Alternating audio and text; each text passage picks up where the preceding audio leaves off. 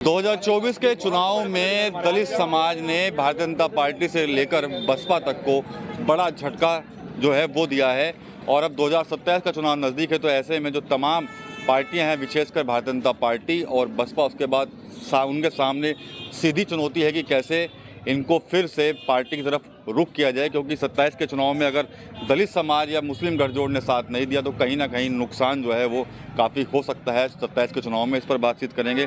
दलित समाज के युवा हमारे साथ हैं, विक्की हैं यहाँ पर। विक्की जी, इस बार 24 के चुनाव में आपने देखा किस तरह से दलित जो है वो एक तरफा गठबंधन की तरफ चले गए, क्या कारण मानते हैं इसके पीछे? पहले तो विकास भाई का बहुत बहुत शुक्रिया कि आप मेरे पास हैं इसके मुद्दे को लेकर। देखिए, आज के समय में क्या है कि दलित पढ़ लिख चुका है और ये किसी के भटकाव में नहीं आने वाला है। अब आप बात करते 2024 के चुनाव की। इस बार समीकरण यह रहा है कि जितना भी जातिवादी चुनाव अब तक रहा है 2 योजना का, 2014 का और 2019 का, उसको लेकर के कहीं ना कहीं दलित समाज पूर्ण रूप से मन बना चुका था कि हम अपने क्षेत्र के जो भी लोकसभा चुनाव होंगे उसमें बीजेपी को सीधे टक्कर देना काम करेंगे, और जो इसको हराने का काम करेगा बीजेपी को हमारे क्षेत्र से, कहीं ना कहीं दलित समाज मूड बना चुका था कि हम उसको वोट देने का काम करेंगे। और यही आपने देखा है इस लोकसभा चुनाव सहारनपुर में कि जो हमारे बड़े भाई इमरान मसूद जी हैं, हम किसी जातिवाद की बात नहीं कर रहे हैं, किसी हिंदू मुस्लिम की बात नहीं कर रहे हैं, उसमें क्या किया है कि दलित समाज ने बढ़ चढ़कर वोट दिया है। और जिसका आपने देखा होगा कि श्रेय इमरान भाई ने लोकसभा में दिया है कि जय भीम का नारा दे करके। हालांकि इस बार का जो चुनाव जो लोकसभा प्रत्याशी पहुंचे हैं हमारी लोकसभा में, सब ने बाबा साहब अम्बेडकर संविधान का नाम लिया है। तो मैं शुक्र अदा करना चाहूँगा पूरे दलित समाज और साथ में जितना बहुजन समाज ने वोट दिया है कि इस बीजेपी जो नुमाइंदे थे, जो उन लोगों ने अपना आतंक मचा रखा था, उनके मुँह पे तमाचा मारने जो काम किया, दलित समाज ने सबसे ऊपर रहना काम किया है। भारतीय जनता पार्टी तो बेहद चिंतित है इस बार इस चुनाव में। जो कुछ देखा उन्होंने, दलित समाज एक तरफा गठबंधन के पास चला गया। तो क्या लगता है कि 2027 के लिए कितनी बड़ी चुनौती होगी भाजपा के लिए? देखिए, भाजपा तो पिछड़ती जा रही है और 2027 में जो सुपड़ा उसका थोड़ा बहुत बचा है वो भी साफ कर देंगे हम। क्यों? देखिए, आपने भी देखा है कि विकास भाई, जैसा आप देख पा रहे हो, बेरोजगारी इतनी ज़्यादा बढ़ चुकी है, महंगाई इतनी ज़्यादा बढ़ चुकी है। ऐसी बेरोजगारी, ऐसी महंगाई में देखिए कहाँ तक मुद्दा ये लाएंगे। ना तो बेरोजगारी का मुद्दा उठाते, ना ये महंगाई का मुद्दा उठाते। ऐसे में आने वाले 2027 में बीजेपी को यहाँ पर चुनौती बिल्कुल नहीं दिखाई देगी। यहाँ पर बीजेपी का जो है सुपड़ा साफ दिखाई देगा। जितनी सीटें अभी आई है उसके बाद भी यहाँ पर सीटें जो है उनकी जीरो हो जाएगी। बिल्कुल। क्या लगता है कि जो आरक्षण को लेकर, संविधान को लेकर जो बातें चल रही थी, सिर्फ दलित समाज उसी के वजह से गठबंधन की तरफ गया, अन्य दलों की तरफ? देखिए, आरक्षण तो ऐसा है कि आरक्षण तो देखो, इनमें तो दम नहीं है आरक्षण खत्म करने का। आरक्षण ये क्या, कोई भी सरकार आ जाए, किसी भी सरकार आ जाए, तो आरक्षण का खत्म करने का दम किसी में नहीं है। क्योंकि आरक्षण जिस हिसाब से लिखा गया तो वो बिल्कुल खत्म नहीं होगा, है ना जी। क्या लगता है कि जो संविधान और आरक्षण को लेकर जो चुनाव में चीजें चल रही थी, सिर्फ ये भी एक बड़ी वजह है कि जो दलित समाज अन्य दलों की तरफ गया और गठबंधन की तरफ भी गया है? देखिए, आप आरक्षण की बात करें, आरक्षण किसी की दी भीख नहीं है, ये हमारा जन्मसिद्ध अधिकार है जो हमारे रहबर, हमारे मसीहा बाबा साहब अम्बेडकर हमको दे के गए हैं। और मैं आपको एक साफ बताना चाहता हूँ कि आरक्षण जो है ये किसी पर्टिकुलर किसी व्यक्ति का नहीं है।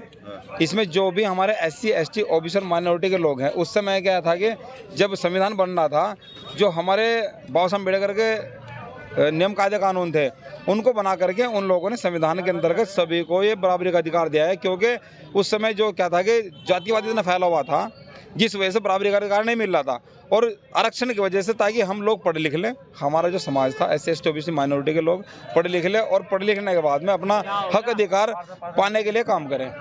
ठीक है, आप क्या कहेंगे जो 24 के चुनाव में जो देखने को मिला है, दलित समाज छिटक गया है पूरी तरह से, बसपा से भी गया और भाजपा से भी दूर हुआ है? सबसे पहले तो मेरा प्यार भरा आपको क्रांतिकारी जय भीम। विकास भाई, और आपके चैनल के माध्यम से जो हमारी आवाज़ उठाते हैं उनका आपका भी धन्यवाद, आपके चैनल का भी धन्यवाद।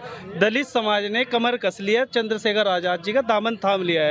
अब कोई सुनवाई नहीं होगी। भारतीय जनता पार्टी को भी अब गिराने का काम करेंगे। 2027 के चुनाव में उनकी औकात बताएंगे, उनको औकात दिखाने का काम करेंगे। क्योंकि आज़ाद समाज पार्टी के छोटे छोटे कार्यकर्ताओं ने, छोटे छोटे पदाधिकारियों ने कमर कस लिया और बहुत मजबूती के साथ चंद्रशेखर आज़ाद जी का दामन थामा है।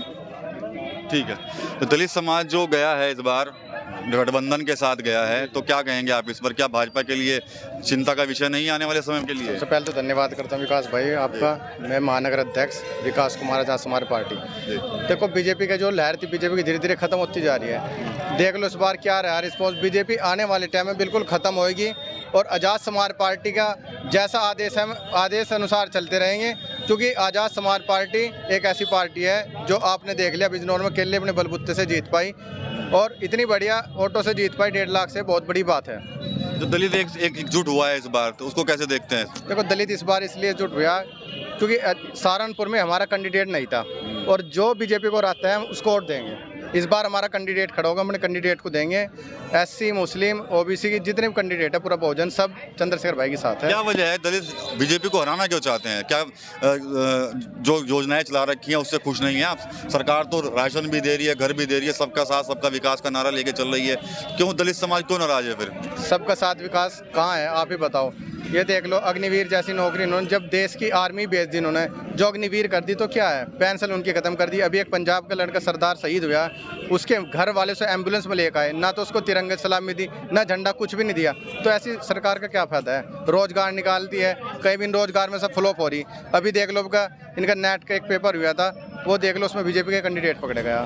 तो सब ये लोग कराते हैं, कहीं नहीं। अभी पुलिस के 48 लाख फार्म भरे गए हैं, 2 करोड़ फीस इकट्ठी हुई है, तो देख लो वो भी लीक हो गया। तो उनकी सरकार में कोई भी सक्सेसफुल नहीं है।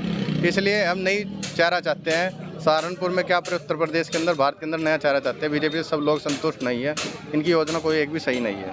तो ये सहारनपुर के दलित समाज के युवा हैं और साफ तौर पर कहीं ना कहीं भारतीय जनता पार्टी को निशाने पर ले रहे हैं। टीवी 9 यूपी के लिए सहारनपुर से विकास कपिल।